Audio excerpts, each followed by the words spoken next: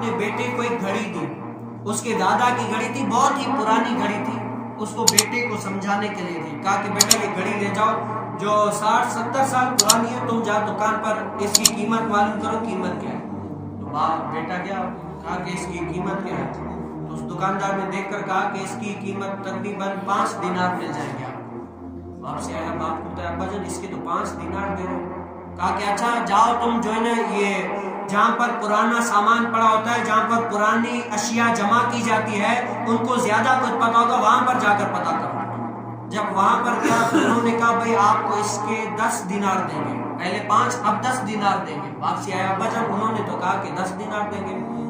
اب کہا کہ اب اس چیز کو عجائب گھر میں جا کر بیچو، جہاں پر پہلے کی چیزیں، جو پہلے والی چیزیں جمع کر کے رکھتے ہیں اس کو کہتے ہیں عجائب گھر، وہاں پر جا کر ان کو دو، وہ کتنے کہتے ہیں۔ جب وہ وہاں پر گیا تو ان لوگوں نے اس گھڑی کی قیمت 50,000 درہم لگائے۔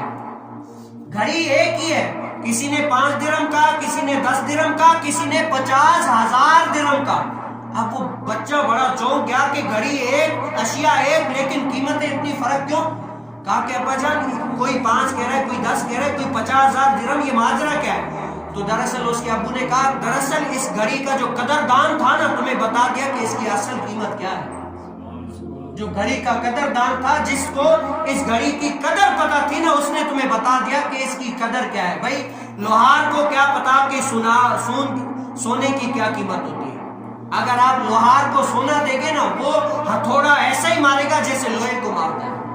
سونار کو پتا ہوگا کہ اس کو بنانا کیسے ہے، اس کو کیسے نقش و نگار کر کے اس کو کیسے اچھی صورت دینی ہے، یہ صرف سونار کو پتا ہوگا۔ کیا ہے؟ قدر والے جو ہے نا، قدر نبیدہ ایک ہی جانن دنیا دار کمینے، قدراں والے سو گئے وچ مدینے۔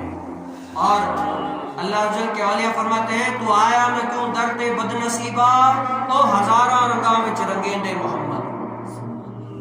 اب جو کہتا ہے نا کہ ہم بڑے ناچاک ہیں، ہم بڑے پریشان ہیں، ہم بڑے یہاں سے وہاں ہو گئے، ہمیں دلی طور پر سکون نہیں ہے، ہمیں ایسا یعنی وہ ہو گیا کہ ہم کیا بتائیں۔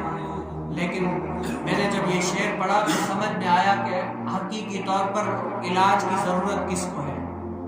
حضرت کیا فرماتے ہیں کہ تو آیا نہ کیوں درد بد نصیبہ، او ہزارہ رنگاں وچ رنگے دے